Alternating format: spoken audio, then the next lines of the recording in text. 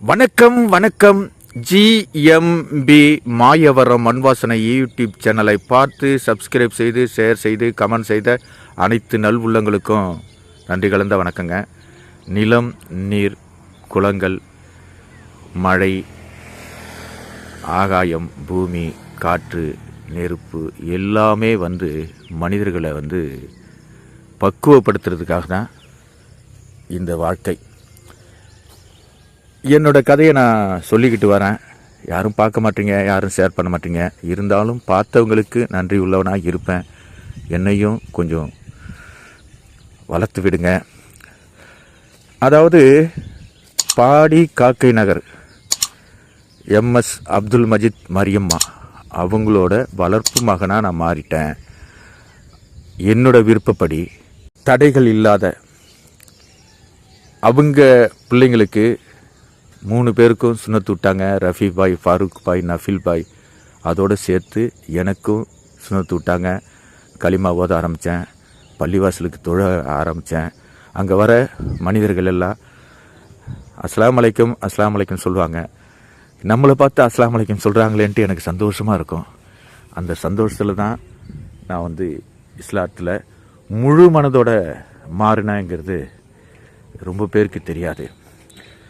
ஏதோ அவசர கோலத்தில் தப்பான முடிவு எடுத்துட்டேன்னு பல பேர் சொன்னாங்க, பல பேர் பேசினாங்க. அதையெல்லாம் கடந்து நான் சில தவறான வழிகளுக்கு போனேன்.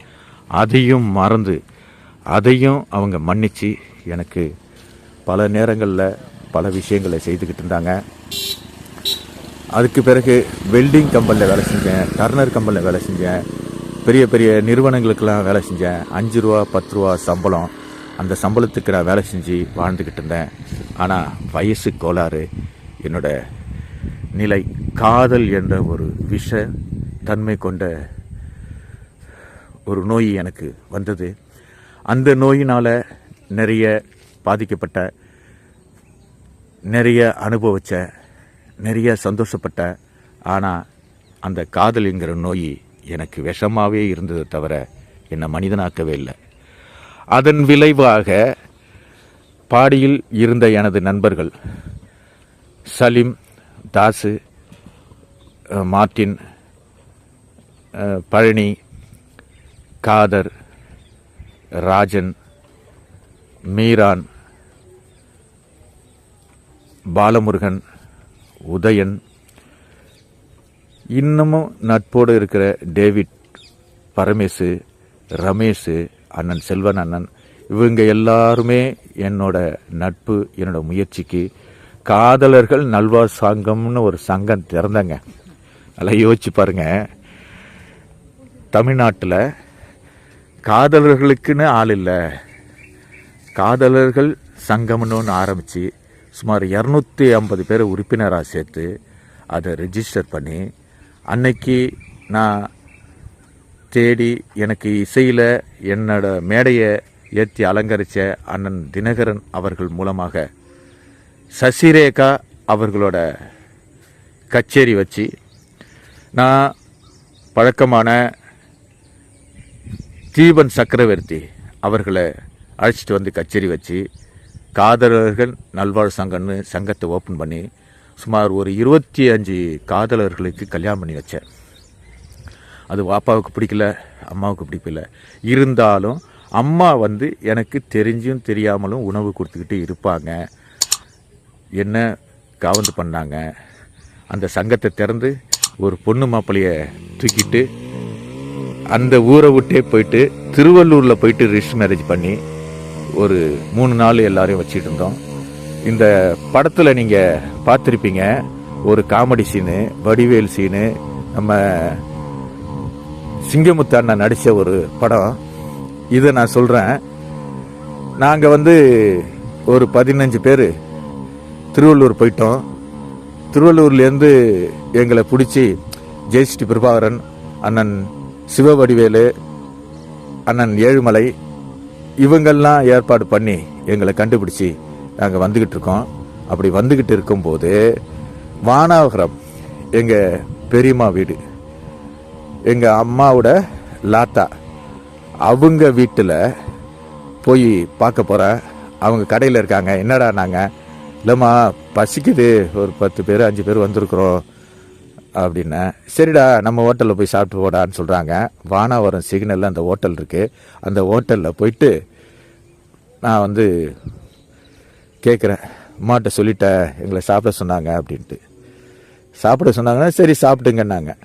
பார்த்தீங்கன்னா 2 பேர் 3 பேர் சாப்பிட்டா பரவாயில்ல, 15 பேர் உள்ளே வந்து உக்காந்தாச்சு.